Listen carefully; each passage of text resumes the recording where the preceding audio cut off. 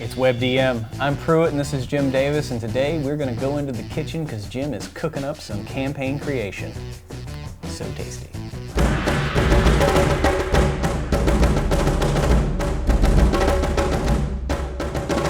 Okay, Jim, in past episodes, we had the one module versus homebrew. Right. Creating your own campaign. Creating your own campaign, yeah. Let's talk about you creating your own campaign.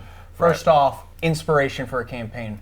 What do you do? How do you start? So usually I start with some kind of image or idea and just sort of run with it and create a gigantic list of everything I can think of. This is going to include movies, music, comics, TV, pictures I've seen online, anything that evokes a feel or an idea about what I want the campaign to be. So a couple of them that I've tried recently that haven't had a chance to run these campaigns, but I've started the creation process. One of them is I really want to run a campaign where you guys play Champions of the Four Chaos Powers in Warhammer Fantasy. This would be pre-Age of Sigmar for those of you keeping up. Well, of course. Right. Anything else would be gauche. So it's a big list. What kind of music am I thinking of? Definitely the sword. That's going to be in there. Probably some Black Sabbath. It's a weird, psychedelic, frosty, northern kind of place. Mm-hmm. So I'm thinking of... What's that other band? Destroy All Orcs? I'm thinking of, weird images in the sky from the Aurora Borealis, or tracking through a dark taiga and the forests of the Arctic. I'm thinking of inspiration in terms of sort of like demonic revelries or, hedonism gone wrong. I'm just kind of creating a big, long list of everything I can think of that evokes a certain feel or a certain idea of what I want the campaign. So another one would be I'm playing through Assassin's Creed 4, little black flag, I'm sailing on my pirate vessel through the Caribbean, and I'm going, I have got to run a game that's centered around a crew of a sailing vessel as they do island hopping. Yeah. I'm thinking like, I could do campaigns in like the Caribbean, I could go for more Age of Sail, or I could go like a Jason and the Argonauts style, Greek sort of sailing the wine dark sea kind of thing. Trying to find what evokes the feel of being on a sailing vessel as it crosses a trackless waste, whether that's the Phlogiston of Spelljammer or the oceans of... I could read you a few things off my inspiration list that I'm using. Yeah, what have you come up with? So we got with? Firefly Serenity. Yes. Of course you got Star Trek, Star Wars. Gonna have Warhammer 40K in there. 2001 Space Odyssey. Yeah. Maybe the Fifth Element. I don't know. The 13th Warrior just for the D&D. Yep. You also want to throw in The Last Starfighter. Yeah. Yes. Enemy Mine. Enemy Mine. That's a great one. Why kill the orc? Maybe he can be your friend. You got to survive. Who knows? Absolutely. Master and Commander, Far Side of the World. That's a great one. Hunt for Red October. Yes. Das Boot. How's Moving Castle also? Absolutely. That's just a few things I have. So I mean, as long as the inspiration just kind of helps get the creative juices flowing, you watch those movies, you listen to those albums, you absorb yourself in those images and those ideas, that's what really helps me get going. Cool. So once I've created a good inspiration list, and then I can send that on to the players and go, hey, I'm thinking about running this kind of campaign. In preparation for playing in this, if you guys want to really get in the spirit, check out some of these movies, listen to a couple of these albums, watch this TV show. So once you've got that ready, what are your first steps to actually pushing the campaign boulder up that hill? Right. So building off my inspiration list, I start to create an image bank. I found over the years that I'd create like a campaign Bible or a Word file or something that I would give to the players, and I kind of realized like, if I'm asking them, like, don't give me a huge backstory that I have to read beforehand, it's kind of hypocritical to go, here's 10 pages on my campaign world, read that before you make a character. It's like, that's not exactly fair. Right. So instead I go, what kind of images can I pull up and show in the spirit of a picture's worth of 1,000 words?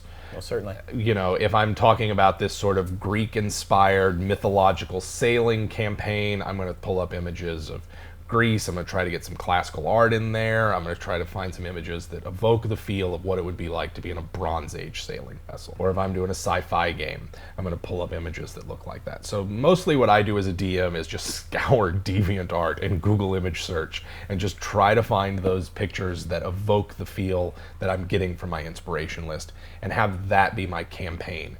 Maybe I'll have like a short description like, this thing right here isn't actually an art object from our own history. It's meant to be a magic item or artifact from, this particular campaign world. Just to give them context, but mostly keep it about the images. Yeah. And have that be something that the players can look at instead of having to read something. What's your tent pole?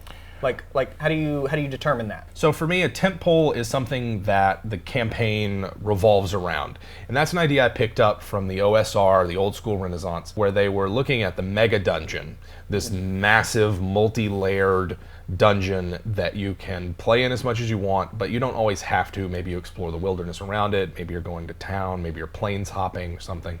So for me, the tentpole is what's the central focus of the campaign? What's the default that the players are going to get up to? So like in your Spelljammer game, imagine that it probably will be something like wander around in our spaceship and look at the different D&D worlds or something, or whatever that ends up being. Yeah, we'll figure it out. Yeah, and this is different from a more plot or story-focused game where the story itself is kind of the tentpole. Engaging with that story, the plot. The Rise of Tiamat game is really like that, where it's like stopping the Cult of the Dragon from summoning Tiamat is the tentpole. In the case of a more free-form game or spontaneous game where you're more exploring places or a location, the tentpole is just going to be, are we doing a hex crawl where we're mapping out this borderland region? Are we delving into this dungeon and that's what we're assumed to be doing? That's sort of, I try to figure out what that is. What are the players going to be mostly doing? And once I've got that, then I feel like I can start actually building an adventure. NPCs are important. Obviously, Absolutely. you have to have players or things for the PCs to interact with. So what's your process behind that?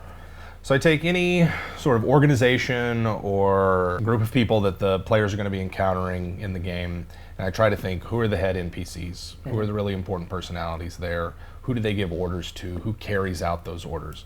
So to use the Cult of the Dragon as an example, were I using this in a game that I'm making up for myself, I'd be like, okay, who are the cult's leaders? All right, what are their motivations? What are their goals? How do they carry those goals out? And I do that by creating a long list and just one-line descriptions of every one of them. So this is the cult leader. His motivations are to summon Tiamat into the world. How does he carry that out? By doing X, Y, Z. Who carries that out for him? These people do. And then they have underlings, and they have underlings.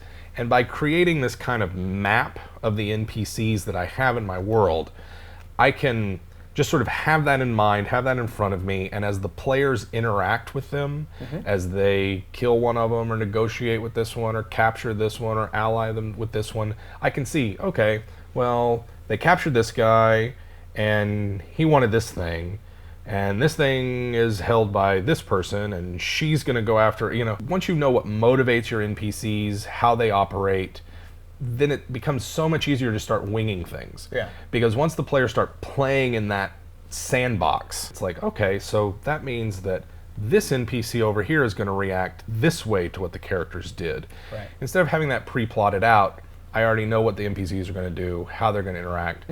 And sort of my final step with that is to kind of create a map to how all the NPCs relate to one another, who are potential allies, who are potential enemies. So once I have all of these things, that's when I start to build what the first adventure is like. Yeah. That's when I start to think about how are the players going to get together, how are they going to form an adventuring party, how are they going to interact with this world, because I have a solid foundation. Who are my NPCs? What are their goals?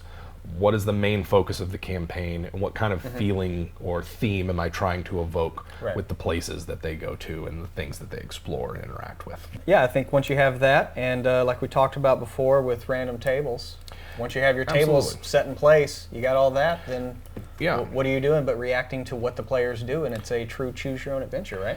Yeah, that's where the strength of those random tables that we talked about come in, because it gives you all the tools you need to react to what the players do in the campaign world, as opposed to they do X and then Y and then Z and go to A, B, C.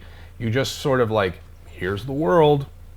You can kind of go in this direction or that direction. Maybe the players need a little nudge or a push. That's sort of what the first adventure's for. You adapt. But after that, it kind of runs itself. Yeah. Then you just have your binder like Abed, and you're ready for anything. Absolutely. Thanks again for watching WebDM. We're going to have new ones every Wednesday. Be sure to click the subscribe button, and also if you want to head over to Facebook, you can check out Jim's inspiration list for his campaign coming up. Tell your friends. Come back next week.